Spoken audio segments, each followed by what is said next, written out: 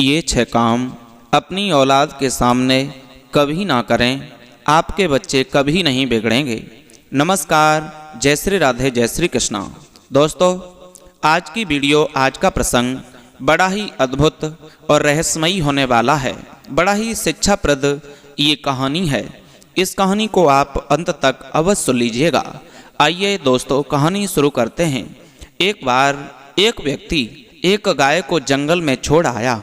बेचारी गाय बहुत बुरी तरह से थक चुकी थी और उधर जंगल में घूम रही थी। हार करके बेचारी एक वृक्ष के नीचे जाकर के बैठ गई। जब गाय एक वृक्ष के नीचे जाकर के बैठी, वहां उसी वृक्ष के ऊपर एक बंदर बैठा हुआ था। बंदर उस गाय को देख करके, दुखी गाय को देख करके, रोती हुई गाय को देख करके बंदर गाय के पास में आया और गाय से कहने लगा, हे बहन, तुम क्यों रो रही हो? क्या कारण है? मुझे बताओ। हो सकता है कि मैं तुम्हारे दुख के जो आंसू हैं उनको पहुंच सकूं। उस दुख को मैं दूर तो नहीं कर सकता, लेकिन आपको शांति अवश्य कुछ न कुछ दे सकता हूं। दोस्तों, गाय ने जवाब दिया, क्या बताएं, हम तो बस इस मनुष्य से बहुत ज़्यादा दुखी हैं कि मनुष्य जो हमें, जब तक मैं उनका सहारा बन करके उन्हें दूध पिलाती रही, तब तक तो वो हमें समय से भोजन देते रहे, यानी हमें चारा देते रहे और समय से हमें पानी देते रहे, बड़ी हमारी सेवा की। और जब मैं दूध देना बंद कर देती हूँ, अब मेरे शरीर में वो सामर्थ्य नहीं है जो मैं दुग्ध दे सकूँ। अब मेरे ऊपर जब बुढ़ापा आया तो वही मनुष्य हमें वृद्ध देख करके, हमें हरा चारा न डालकर, हमें घर पे न रख करके इस जंगल में ला करके छोड़ दिया। मनुष्य कितना अभागा बन गया, कितना क्रूर बन गया। जब तक मैं उसका सहारा थी, दुग्ध देती थी, मैंने दुग्ध दे दे करके उसे, मनुष्य को धनवान बना दिया। उसके अच्छे अच्छे व्यंजनों को बनवाया। दुग्ध दे करके मैंने अनेकों प्रकार की मिठाइयों को बनवाया, लेकिन वो मिठाई मैंने खाने के लिए कभी इच्छा नहीं की। लेकिन उस मनुष्य को मैंने वो मिठाइयाँ खिलाईं अपना दुग्ध दे करके। लेकिन आज मुझे वही मनुष्य इस जंगल में भूखा मरने के लिए हमें छोड़ गया। दोस्तों, गाय माता उस बंदर से कहती हैं, और ज़्यादा से ज़्यादा मैं जी लेती तो 1-2 वर्ष और जी लेती। 1-2 वर्ष में मैं कितना खा लेती, ज़्यादा कुछ न खा पाती, लेकिन मनुष्य मुझे भले ही न खिलाता, थोड़ा बहुत जीने योग्य मुझे देता रहता। कुछ खाने के लिए मैं बस उसी से अपना गुजारा कर लेती। लेकिन इस जंगल में मुझे छोड़ करके न जाता, क्योंकि इस जंगल में जंगली जानवर, हिंसक पशु मेरे पूरे शरीर को नोच नोच करके खा जाएंगे। इंसान बड़ा मतलबी है। दूध देती रही तब तक तो मुझे खिलाता पिलाता रहा, आज मुझे मरने के लिए यहाँ छोड़ गया। यही सोच करके मैं यहाँ बैठी बैठी रो रही हूँ। तब बंदर कहता है, हे गाय बहन, तुम चिंता न करो। तुम जिसके बारे में सोच सोच करके रो रही हो, लेकिन वो इंसान कभी अपनों का नहीं हुआ, वो आपका तो होगा क्या? वो अपनों का ही नहीं होता, आपका और हमारा क्या होगा? गाय माता ने कहा, वो कैसे? तब उस बंदर ने समझाया, मैं जो एक कहानी आपको सुनाता हूँ, इससे आपकी पीड़ा अवश्य दूर हो जाएगी, आपका कष्ट अवश्य ही दूर हो जाएगा। इस कहानी को तुम ध्यान दे करके सुनो। गाय ने बंदर से कहा, ठीक है, आप हमें कहानी सुनाओ। आज गाय को वो बंदर कहानी सुनाने लगा। दोस्तों, आपसे निवेदन है, अभी तक आपने हमारे इस चैनल को सब्सक्राइब नहीं किया है तो इस चैनल को सब्सक्राइब अवश्य कर लीजिए। बेल आइकन घंटी वाला बटन अवश्य दबा दें, जिससे जो भी हम वीडियो यहाँ से अपलोड करें उसका नोटिफिकेशन सबसे पहले आप तक पहुँचता रहे। आइए कहानी शुरू करते हैं। बंदर ने गाय को एक कहानी सुनाई। किसी नगर में एक किसान दंपति परिवार रहा करता था। उस किसान के इकलौता लड़का था। मेहनत मजदूरी करने के बाद उस किसान ने अपने बच्चे को पढ़ाया लिखाया, और जब वो पढ़ लिख करके एक शहर में जाकर के नौकरी करने लगा, वहीं रह कर के उसने एक सुंदर सी युवती के साथ में शादी कर ली, और उसका 5 वर्ष का लड़का भी था। दोस्तों, बंदर गाय को समझा रहा है, लड़का अपनी पत्नी और बेटा के साथ रहकर के बड़ा ही आनंद ले रहा है, लेकिन गांव आने के लिए उसे कई वर्ष बीत चुके थे। वो अपने गांव में नहीं गया, उन बूढ़े माँ बाप को नहीं देखने पहुंचा। बूढ़े माँ बाप बच्चे का इंतजार करते रहे। काफी समय होने के बाद जब वो बच्चा अपने माँ बाप की फिक्र नहीं रखता है तो बेटे की फिक्र में वही दोनों माँ बाप एक दिन वहां से चल करके बेटा से मिलने के लिए चले। और जब बेटा के घर पे जाकर के पहुंचे तो उस शहर में जाकर के पहुंचे, उम्र के उस पड़ाव में बहुत कमजोर हो चुके थे। आंखों से ठीक से दिखता भी नहीं था, हाथ पैरों में थकान थी, हाथ कपकपाते थे, इतनी शक्ति नहीं थी। अक्सर खाते पीते उनके हाथ पैर बहुत ज़्यादा कमजोर भी हो चुके थे। दोस्तों, शक्ति का संचार नहीं हो रहा था। जब वो दोनों बूढ़े माँ बाप अपने उस बेटा के पास में पहुँचे, बेटा ने जब आता हुआ देखा तो उन बूढ़े माँ बाप को अपने घर पर रहने के लिए कहा, वहाँ रहने लगे। और जब धीरे धीरे कुछ समय बीता, क्या होता है उधर, वृद्ध तो थे ही बेचारे, हाथ उनके कपकपाते थे। और आप भी जानते होंगे कि बुढ़ापे में बड़े शरीर की दुर्दशा हो जाती है। शरीर में वो सामर्थ्य नहीं रहती, वो ताकत नहीं रहती जो जवान अवस्था पर होती है। अब जब अपने बेटा और पत्नी के साथ वहाँ रहने लगे और पत्नी के भी एक 5 वर्ष का बालक था, बच्चा था, बूढ़े बेचारे अपने बेटा के पास रहने लगे। तो आज जब पत्नी और बेटा दोनों ही अपने बूढ़े माँ बाप की सेवा करते थे, खाने पीने की यदि कोई चीज़ होती थी उसे खाते थे, लेकिन उनके हाथ इतने कमज़ोर थे कि वो पकड़ने के बाद भी वो चीज़ ज़मीन पर गिर जाया करती थी। बेटा तो रोज़ाना अपने कार्य को करने के लिए नौकरी पर था ही, तो वो चला जाता है, लेकिन पत्नी जो है वो अपने सास ससुर से झुंझलाने लगी, चिढ़ने लगी। धीरे धीरे कुछ समय बीता। एक दिन क्या होता है कि खाना खाते वक्त वो दोनों वृद्ध, और जब हाथ से उनके चाय ली और चाय हाथ कपने की वजह से वहीं गिर करके फैल गई।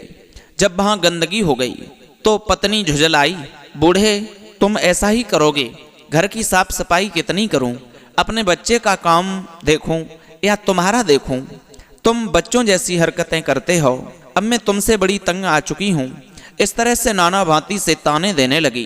दोस्तों, एक दिन जब उसका पति आया, अपने पति को अपने पास में बिठा करके कहने लगी, अब या तो अपने माँ बाप को इस घर में रखो या मुझे रखो, मैं तुम्हारे माँ बाप के साथ रह करके बड़ी तंग आ चुकी हूँ, बहुत ज़्यादा दुखी हो चुकी हूँ, बच्चों जैसी हरकत करते हैं, दिन में 2-4 बार तो मुझे साफ सफाई बिस्तरों की करनी पड़ती है, ज़मीन पर ये जब भी हम कोई इन्हें चीज़ खाने को देते हैं वही चीज़ ज़मीन पर डाल देते हैं, बताओ मैं इतनी कैसे इनकी सेवा कर पाऊंगी, मुझसे ये सेवा अब नहीं होती, बहुत हुआ। या तो फिर ऐसा कीजिए, इनके लिए किसी अलग एकांत जगह में स्थान दे दो, वहीं जाकर के भले ही ये गंदगी करते रहें, एक साथ इन दोनों को रहने दो। दोस्तों, उसी वक्त उस पत्नी की बात को उस पति ने मान ली, यानी अपने बूढ़े माँ बाप को एक अलग कमरे में जाकर के शिफ्ट कर दिया। वहीं पर प्लास्टिक के बर्तन ला करके अलग रख दिए और पत्नी सोचने लगी, अब यहाँ पर ये कितनी भी गंदगी करें, गंदगी करेंगे तो उस गंदगी में रहेंगे ही। लेकिन दोस्तों, बुढ़ापे में हालत तो बहुत बुरी हो जाती है, शरीर काम नहीं करता है, शरीर में जब ताकत नहीं होती है तो हाथ पैर तो कपकपाते वैसे भी हैं। आज जब भी वो पत्नी खाना रखाती, दोनों वृद्ध जब खाना खाने को बैठ जाते तो किसी तरह से वो खाना जमीन पे गिर भी जाता, लेकिन अब तो वो साफ सफाई भी नहीं करती, क्योंकि उसने पहले ही कह दिया एकांत जगह में पड़े रहेंगे, अब तो गंदगी में रहने लगे।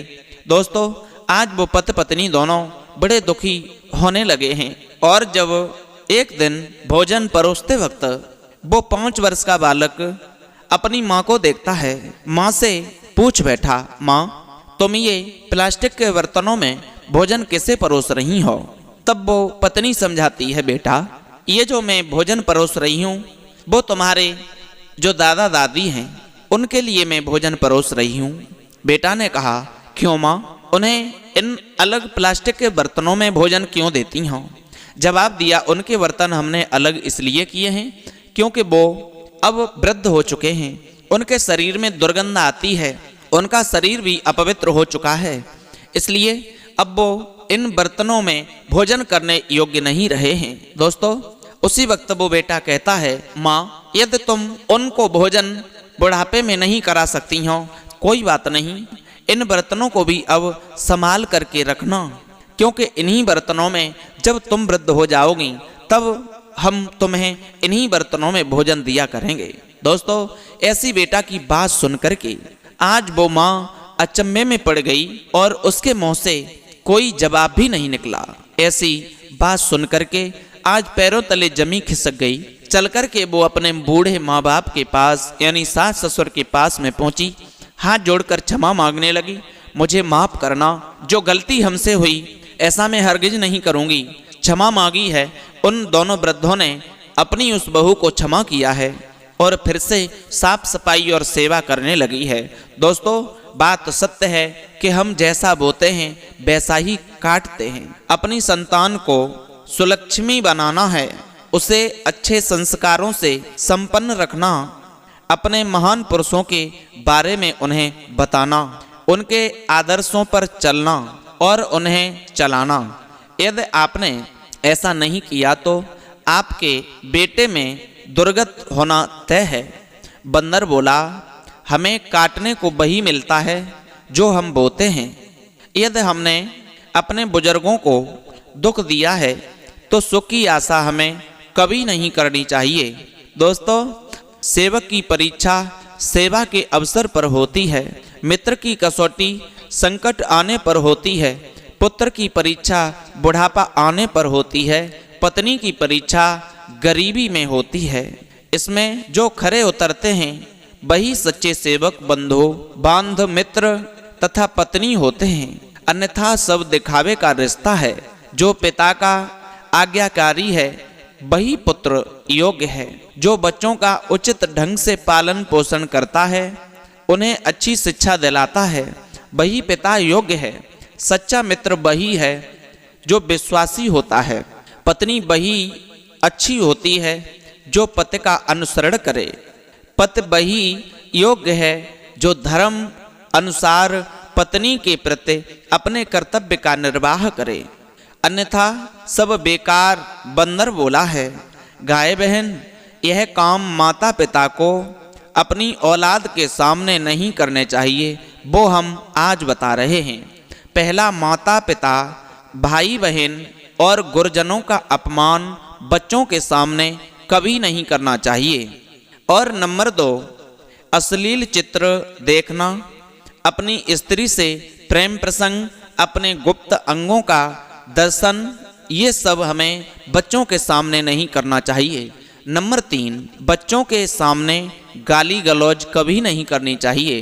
परिवार के किसी भी सदस्य से नाराजगी या लड़ाई झगड़े हो जाएं तो भाषा की मर्यादा को ध्यान में अवश्य रखें। जो लोग गालियां देते हैं, संबोधित करते हैं, गालियों से संबोधित करते हैं, उस घर के बच्चे गाली देना सीख ही जाते हैं।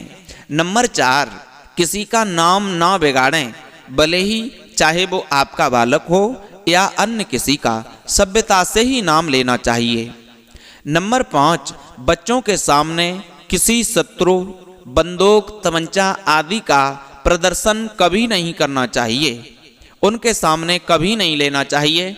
और मारने पीटने की, काटने की बात भी कभी नहीं करनी चाहिए। दोस्तों, नंबर 6, बच्चों के सामने अपने धन को कभी उजागर नहीं करना चाहिए। उन्हें जब आपके धन के बारे में पता चल जाएगा तो वो बाजारों में अधिक धन खर्च करेंगे। दोस्तों, बंदर बोला है, गाय माता, जो इंसान अपनों का ही नहीं हुआ वह तुम्हारा क्या होगा।